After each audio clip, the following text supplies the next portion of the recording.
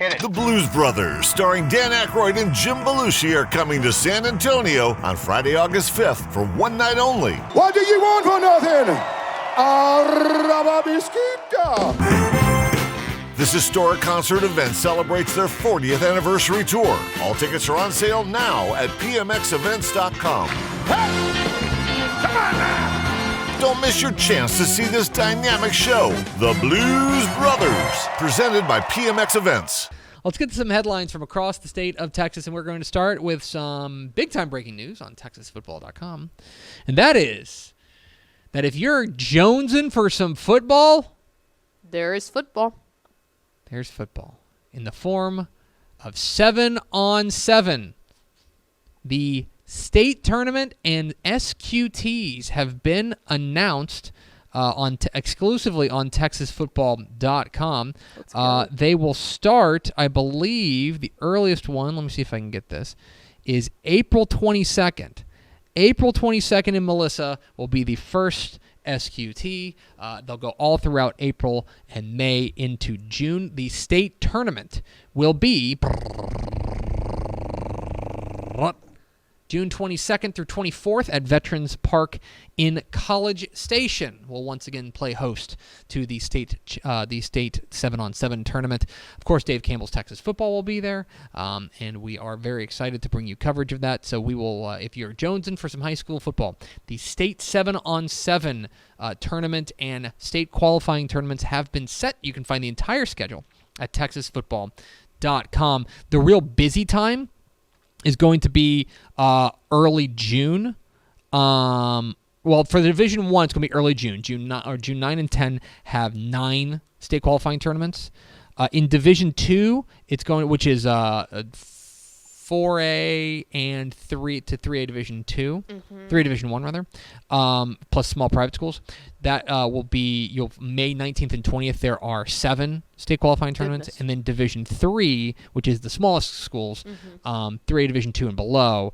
June 1 through 3, there's going to be 6 tournaments. So busy time of year for each tournament, but they will all convene in College Station June 22nd through 24th at Veterans Park for the 2023 State 7-on-7 tournament. I'm not gonna lie. When that email came across last night of like, hey, we're gonna release 7-on-7 stuff, I like looked down and I was like, how is it already time for that? It's not. Like, no, it's not. But it is funny. Like when I saw 7-on-7, I was like, well, pump the brakes here a second. Don't worry. We still got 2 months till the first SQT. Yeah. Still got 2 months till the first SQT. But we at least pumped up about it, but it snuck up on us. Exactly. Some news that came out last week from the college football ranks. Houston is looking for an offensive coordinator, as Shannon Dawson has been hired away to coach as the offensive coordinator at Miami. So he's going to go join the staff there for the Hurricanes, which is going to leave Houston looking for an offensive coordinator. Mike Craven, our senior college football writer, has an article up on TexasFootball.com identifying some possible replacements, including guys like Seth Luttrell, Jake Spavital, etc. So keep an eye on some of the names there. Graham Harrell would be a name to keep an eye on as well. Clint Trickett is another name that he identifies. So Houston looking for an offensive coordinator. In the, call it, combo recruiting high school football world, Mike Hawkins Jr., the quarterback from Allen, we reported that he's going to be transferring. He's transferring to Frisco Emerson. The District 3-5A District Executive Committee held a hearing on his transfer because they determined that his transfer was not for athletic purposes. So Mike Hawkins Jr., as well as his younger brother Malik Hawkins, will both be immediately eligible at Frisco Emerson. So that came down from the District 3-5A Division, or 3-5A Division 1, DEC, that former Allen quarterback Mike Hawkins Jr. will be able to transfer to Frisco Emerson. In the high school football world, big news in the college or in the high school coaching changes world. They say that you can't go home again, and yet here's Kirk Martin. It's Kirk Martin, Colleyville Heritage head coach, is leaving Colleyville Heritage to become the head coach at Manville. where he was head coach. Wonder if he knows his way around town. 2008, 2010 to 2017. I wonder if he knows where the office is. Yeah. He was the head coach there from 2008 to 2017, led them to a pair of state championship appearances in 2010 and 2017, led them to the regional finals another 5 times. He went 108-25. There at Manville before he left to go to Syracuse for 2 seasons before coming back to Texas, take over at Colleyville Heritage, where he was wildly successful there. Went 28-7 in 3 seasons there with Colleyville Heritage. And so, as a result, they are Colleyville Heritage is looking for a coach as Kirk Martin has returned to Manville. Be very interesting to see how all that shakes out. We talked about it a little bit on Mailbag Friday, how Alvin ISD has changed a lot. Mm-hmm. And so I do think this is a different job than the one that he left. But I'm very interested to see how. Because I guess technically he left before Shadow Creek opened, or no, before they were in the same classification for sure. Definitely before they were in. Yeah. Certainly before. Because Shadow Creek pulled from Manville, which is why that was such a big game at the beginning of this year.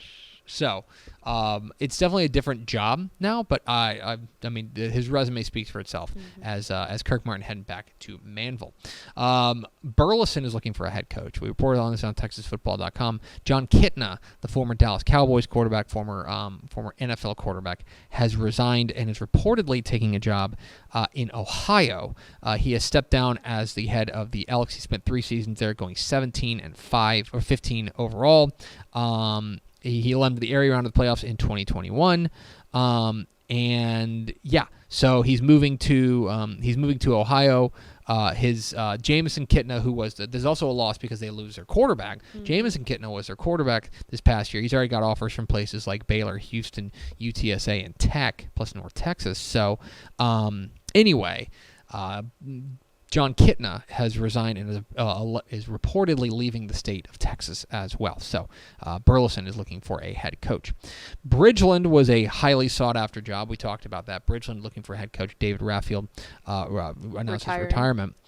They have hired Lonnie Madison. Lonnie Madison will be the next head coach there. Lonnie Madison was most recently the head coach at the Woodlands College Park, and of course was a player at Texas A&M as well before coaching at College Park.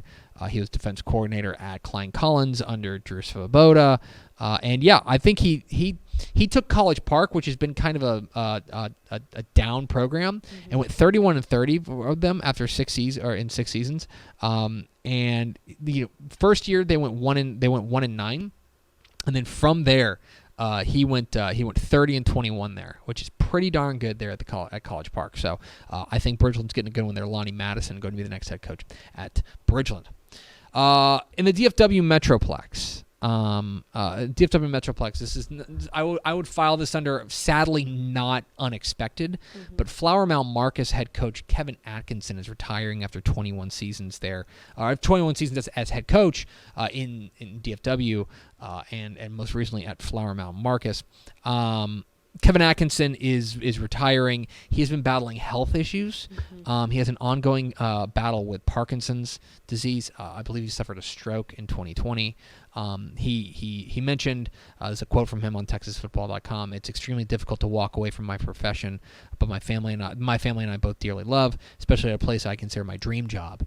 But I know last year they did a big ceremony kind of for him because he had to miss a couple of games last year due to some issues that had kind of resurfaced after the stroke. And the community has done an unbelievable job out there at Marcus of really supporting him and being there for him. Supporting him and his family. He finishes his career 126-100 with 3 stops at Denton High, Keller High, and then of course Marcus most recently for the past 6 years. 2019 they went 11-2 regional semifinalists.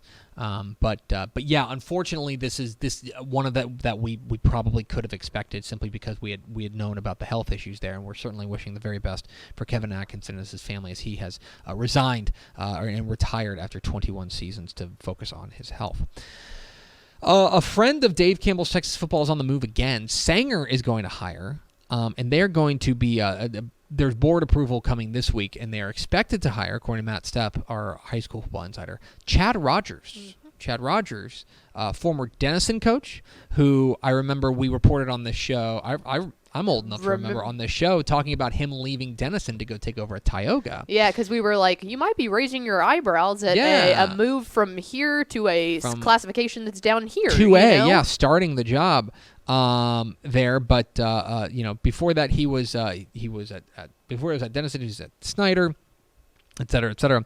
But he is so one thing that Matt Stepp reports on TexasFootball.com. He's going to leave Tioga to go be the head coach at Sanger. Nice job there. Sanger's a good gig at Rocky Smart, who resigned to go take over at Valley View. Matt Stepp puts this on TexasFootball.com that Tioga has been dealing with some financial difficulties. So it'll be interesting to see how they navigate a coaching search when they are reportedly dealing with some financial woes. So keep an eye on that there at Tioga. But Sanger looks like they're going to be hiring Chad Rogers as their next head coach. We talked about Arlington Martin being open. Arlington Martin, of course, Bob Waker leaves to go become the head coach, or head coach. I was like, this is news. That'd be a big move. Become an assistant coach at the University of Nebraska. Nebraska really likes special teams. They have Matt Stepp and I talked about this on Tep and Step. We both expected them to stay in-house, or at least within Arlington ISD. Yeah, because his assistants have been there with him forever. They decided to stay in-house. They have promoted offensive coordinator Chad Reeves to be the next head coach there at Arlington Martin. That's a smart move. Reeves has been there. He's worked for the last 15 years there at Arlington Martin under Coach Wager. He's also coached at Toller, Groveton, and Morton, where his father, Don Reeves, was the head coach at Morton for 10 seasons. This is his first head coaching job. It's a big one there, as Chad Reeves, a new head coach there at Arlington Martin. Another friend of Dave Campbell's Texas Football, and I think we are looking for a new favorite Canadian, as John Abensham at Saginaw Boswell is stepping down. He's going to move into an assistant athletic director role within Eagle Mountain Saginaw ISD, so he's not going anywhere. But yeah, our favorite Canadian head coach, John Abensham, is stepping down. He has been there for 17 seasons, 120 and 70 is his overall. Led Boswell to the playoffs 13 times. So certainly wish him the very best in his new gig. But yeah, we're looking for a new favorite Canadian coach. Yeah. Give us a call. Hugh Springs has made a hire. Hugh Springs is hiring San Angelo Central defensive coordinator Joshua Willis to be their next athletic director and head coach.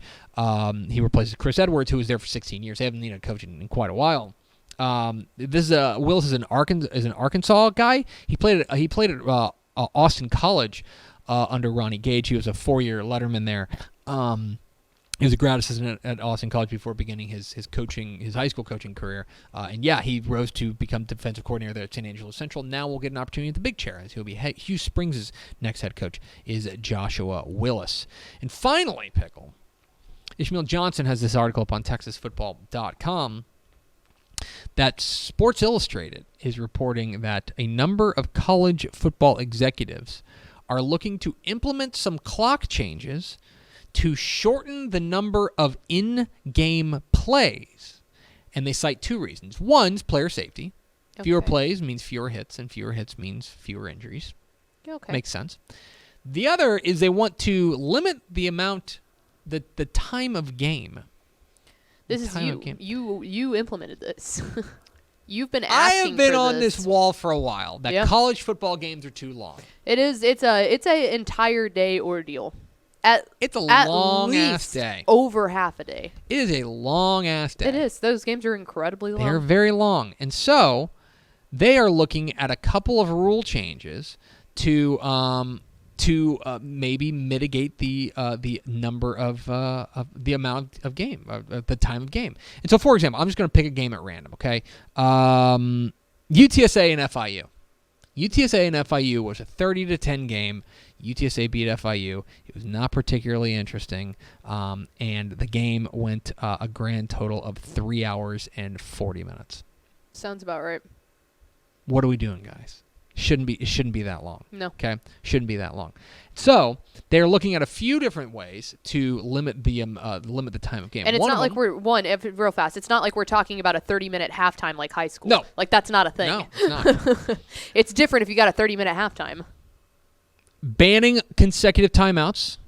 So when you're icing the kicker, you can't call consecutive timeouts. Okay. No more untimed downs at the end of the first quarters and third quarters on defense penalties. That just makes sense. Just run it. It makes sense at the end of a half. Mm-hmm. Because it's a change of possession. Right. But it's not going to change possession. Like, that makes a lot of sense. Yep. You might as well do that. Then, the two big ones. I was just going to say, because both of those shave off Whatever. 30 seconds. Two big ones. One, continuing to run the clock after first downs, except inside of 2 minutes during either half. Oh, wow. Okay, that's a big change. Now that is semi-NFL rule, because the NFL, it doesn't stop on a first down regardless. No. It just keeps on rolling. They don't stop it to move the chains. And so, that would be one, and that would be very big. Yeah. Okay, there's one. The other... I guess that does make the NFL games go by a little bit quicker. Yeah. They have a little bit more TV time out to worry about, though. Running the clock following an incomplete pass once the ball is spotted for the next down. All right. See, that to me just causes a lot of issues of, well, the ref held the ball longer. The ref didn't put it down. Yeah. I mean, get the ball in. Get the ball in. Yeah. To me, I am in favor of speeding up the game. Yes. We got to get this thing going. With that. We got to get this thing going. We got to get this thing we got to get this game to 3 hours, guys. The NFL's got it figured out. Mm-hmm. They've got it down to 3 hours. Yep. It's got to be 3 hours. Yeah, 3 hours is perfect. And so that's there are college football executives who are looking into those 4 rules to reduce overall game time. We'll get a shorter college football game before we get a shot clock in high school basketball. That's absolutely. Anyway, that's some headlines from across the state.